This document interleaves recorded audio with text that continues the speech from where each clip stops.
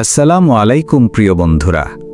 আজ আমরা আপনাদের জন্য একটি সত্যিকারের আধ্যাত্মিক এবং আবেগপূর্ণ গল্প নিয়ে এসেছি, যা আপনার হৃদয় ছুঁয়ে যাবে। এটি এমন এক নারীর পরীক্ষা, যার জীবনের শাশুড়ির কঠোরতা, স্বামীর অসহায়ত্ব এবং ভাগ্যের অদ্ভুত খেলা মিলিয়ে একটি চমকপ্রদ মোড় আসে, যা আল্লাহর রহমতে সবকিছু বদলে দেয়। বন্ধুরা, যদি আপনাদের এই ভিডিওটি পছন্দ হয়ে থাকে এবং আপনারা আরও এমন ইসলামী হৃদয়স্পর্শী ভিডিও দেখতে চান, তাহলে আমার এই বাংলা ইসলামিক হিস্টোরি ইসলাম চ্যানেলটি অবশ্যই সাবস্ক্রাইব করুন এবং বেল আইকনটি চাপুন, যাতে নতুন ভিডিও নোটিফিকেশন তাৎক্ষণিক আপনার কাছে পৌঁছে। রাত গভীর, চাঁদের হালকা আলো ঘরে ঢোকে। ফাতিমা নামের এক নারী সিজদায় মাথা রেখেছে, চোখ বন্ধ, হৃদয় খোলা। ফাতিমা ঠোঁট থেকে নিঃশব্দে বের হচ্ছে একই প্রার্থনা, হে আল্লাহ, আমার ভাগ্য আমার বিরুদ্ধে লিখো না। যদি সন্তান আমার জন্য নির্ধারিত না হয়, তবে আমার আঁচল যেন খালি না থাকে। ফাতিমার বিয়ের 7 বছর হয়ে গেছে। সে ধৈর্যশীল, নম্র ও নিবেদিত। তার স্বামী ফাহিম ভালো মানুষ, তবে শাশুড়ি নাসিমা বেগম প্রতিনিয়ত তার ওপর কটূক্তি করতেন। গ্রামবাসী বলতো, ফাতিমার ভাগ্যই কি এমন, কিন্তু ফাতিমা কখনো হতাশ হয়নি। ফাতিমার শাশুড়ি নাসিমা বেগম একেবারে কঠোর এবং নির্দয় মনের মানুষ ছিলেন। নাসিমা বেগম প্রায়ই ফাতিমাকে এমন ছোট ছোট কাজের জন্য শাসাতেন, যা অন্যদের কাছে তুচ্ছ মনে হতো। সকালে ওঠার সাথে সাথে তিনি ফাতিমাকে বলতেন, তুই আবার ঘুমাচ্ছিস? তোর কাজের তালিকা শেষ হয়নি এখনো? তোর হাতের রান্না দেখে মনে হয় তুই ঘরে থাকতেই পারিস না। ফাতিমা যতই ধৈর্য ধরতেন, নাসিমা বেগম থামতেন না। তিনি খাওয়ায় লবণ কম থাকলেই মুখ ভাঙতেন। কখনো কখনো চিৎকার করে বলতেন, তোর রান্নার জন্য তো আমাদের এই পরিবার ধ্বংস হয়ে যাবে। গ্রামের মহিলাদের সামনে নাসিমা বেগম ফাতিমাকে অবমাননার মন্তব্য করতেন। তিনি চিৎকার করে বলতেন, দেখো সবাই, এই মেয়ের কারণে আমার ছেলের কোনো সন্তান হয় না। সে এ ঘরে কিভাবে থাকে? এমনকি ফাহিম, তার ছেলে, যতটা চাইতেন, মায়ের ভয়ভীতি তাকে চুপ করিয়ে রাখত। ফাতিমা দিনের শুরু থেকে রাত পর্যন্ত ঘরের সমস্ত কাজ করতেন, কিন্তু প্রতিটি মুহূর্তেই শাশুড়ির চোখের তীক্ষ্ণ দৃষ্টি ও তির্যক মন্তব্যের চাপ অনুভব করতেন। কখনো কখনো তিনি নিজেকে বোঝাতেন, ধৈর্য ধরো, আল্লাহ দেখছেন। একদিন নাসিমা বেগম এমন এক সীমা অতিক্রম করলেন যে নাসিমা বেগম বললেন, আমি সিদ্ধান্ত নিয়েছি, আমার ছেলের দ্বিতীয় বিয়ে দিব। ফাতিমা চুপ, সিজদায় মাথা রেখে প্রার্থনা করল, হে আল্লাহ, আমাকে শক্তি দাও। ফাহিম নীরব। সে বুঝতে পারছিল ফাতিমার ধৈর্যই একমাত্র আল্লাহর আশ্রয়। একদিন ফাতিমা নদীর কিনারে গেল। হঠাৎ একটি পুরনো কাঠের সিন্দুক ভেসে এলো। খুলতে একটি শিশু ভিজে শুয়ে আছে। ফাতিমা কাঁপতে কাঁপতে শিশুটিকে কোলে নিল। তার অন্তর জানল, আল্লাহ তার দোয়া শুনেছেন। বাবা নুরা একজন আধ্যাত্মিক ব্যক্তি, উপস্থিত হয়ে বললেন, ফাতিমা, এটি তোমার ঝুলিতে আল্লাহর রহমত। শিশুটির নাম রাখা হল আহমেদ। ফাতিমার চোখে অশ্রু, হৃদয়ে আনন্দ।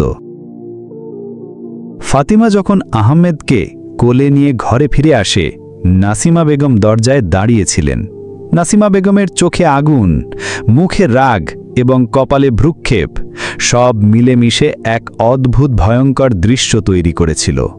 তিনি প্রথমে চিৎকার করে বললেন, তুমি কোথা থেকে এই শিশুকে এনেছ? বৃষ্টির মধ্যে ভিজে ভিজে কেন?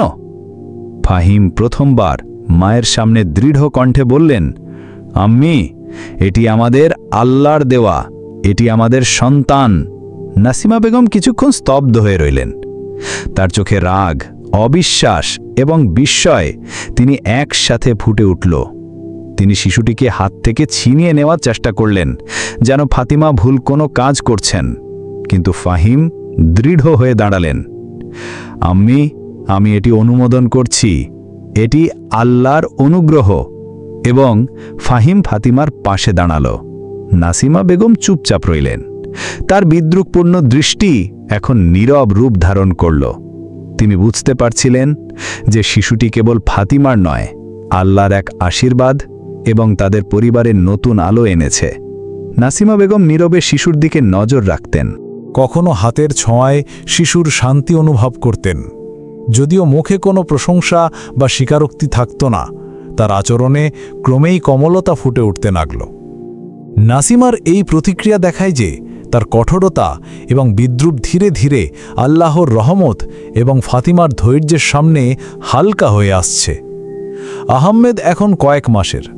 এক সন্ধ্যায় ফাতিমা লক্ষ্য করলেন তার ছোট্ট শরীর অস্বাভাবিকভাবে উষ্ণ। সাধারণ হাসি এবং খেলার আনন্দের বদলে সে অস্থির হয়ে কাঁপছে। ফাহিম সঙ্গে সঙ্গে আহমেদকে কোলে তুলে নিয়ে কাছের শহরের হাসপাতালে গেলেন। ডাক্তাররা প্রাথমিক পরীক্ষা করলেন এবং গম্ভীর স্বরে জানালেন শিশুটির রক্তে সংক্রমণ রয়েছে। দ্রুত চিকিৎসা না করা হলে জটিলতা ঘটতে পারে। কিছুদিন হাসপাতালে থাকতে হবে। ফাতিমার হৃদয় যেন এক মুহূর্তের জন্য থেমে গেল। হাসপাতালের মেঝেতে বসে সে নিজের ছোট্ট সন্তানকে কোলে নিয়ে চোখ বন্ধ করল। নীরবতার মধ্যে শুধু হৃদয়ের গর্জন, আল্লাহর কাছে তার প্রার্থনা।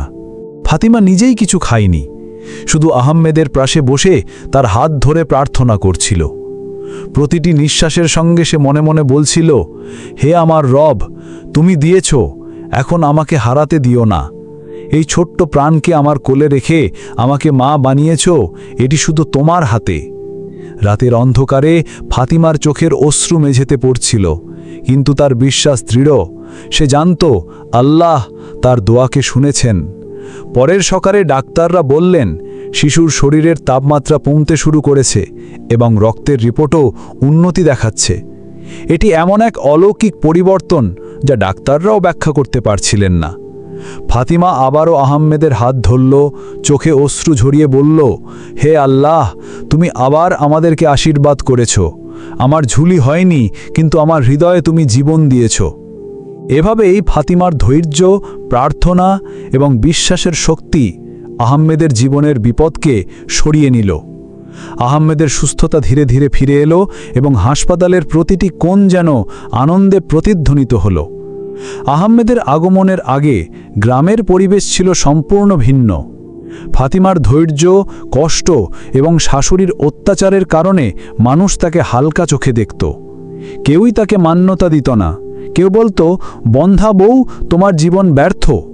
ফাতিমার প্রতি বিদ্রুপ, নাসিমার হিংসা এবং মানুষের গুঞ্জন সব মিলিয়ে তার জীবন ছিল চাপা এবং নিঃসঙ্গ। কিন্তু আহমেদ আসার পর ধীরে ধীরে গ্রামে পরিবর্তন আসতে লাগল। গ্রামের লোকেরা প্রথমে অবাক। নদী থেকে একটি অচেনা শিশু আসে, আর সেই শিশু ফাতিমার কোলে শান্তভাবে হাসে। ধীরে ধীরে তারা বুঝতে শুরু করে যে এটি সাধারণ শিশু নয়। ফাতিমার ধৈর্য, প্রার্থনা এবং আল্লাহর রহমত এই শিশুকে বাঁচিয়েছে। মহিলারা আগের মতো বিদ্রুপ করা বন্ধ করে দিল এবং ফাতিমার কাছে সমস্যার পরামর্শ নিতে আসতে লাগল। নাসিমা বেগমও ক্রমে পরিবর্তিত হতে লাগল। প্রথমে তিনি শিশুটিকে গ্রহণ করতে চাননি, বিদ্রুপ এবং রাগের চোখে তাকাতেন। কিন্তু আহমেদের হাসি, সরলতা এবং ফাতিমার ধৈর্য তাকে নরম করতে শুরু করল। ধীরে ধীরে তিনি বুঝতে পারলেন এই শিশুটি শুধু ফাতিমার নয়, বরং পরিবারের জন্য আশীর্বাদ। গ্রামে এই শিশুর আগমনের ফলে সামাজিক মানসিকতাও পরিবর্তিত হল। যারা আগে ফাতিমার ওপর বিদ্রুপ করত, তারা এখন আহমেদকে দোয়া করত। গ্রামের মানুষ দেখল ভাগ্য কখনো দমন করতে আসে না, শিক্ষা দিতে আসে। স্কুলের ছেলেমেয়েরা আহমেদের দিকে তাকিয়ে খুশিতে উচ্ছ্বসিত এবং গ্রামের বড়রা শিখল ধৈর্য, ভালোবাসা ও প্রার্থনা জীবনের সবচেয়ে বড় শক্তি। ফাতিমা এবং ফাহিম এখন শুধুই বাবা মা নয়, তারা গ্রামের মানুষের কাছে প্রেরণার প্রতীক। প্রতিটি বাড়ির দরজায় তারা নতুন আশার আলো দেখায়। আহমেদ তাদের জন্য কেবল সন্তান নয়, বরং সেই আশীর্বাদের প্রতীক যেটি পুরো গ্রামকে নতুন দৃষ্টিতে দেখায়। একদিন একটি কাফেলা এসে জানতে চাইল শিশুটি হারিয়ে যাওয়া কোনো পরিবারের সন্তান। ফাতিমা জানালেন সে আল্লাহর দান। পরে জানা গেল আহমেদ আসলে একটি যুদ্ধে হারিয়ে যাওয়া শিশুর সন্তান। আহমেদের আগমনের পর ফাতিমা এবং ফাহিমের জীবন যেন নতুন আলো পেয়েছে।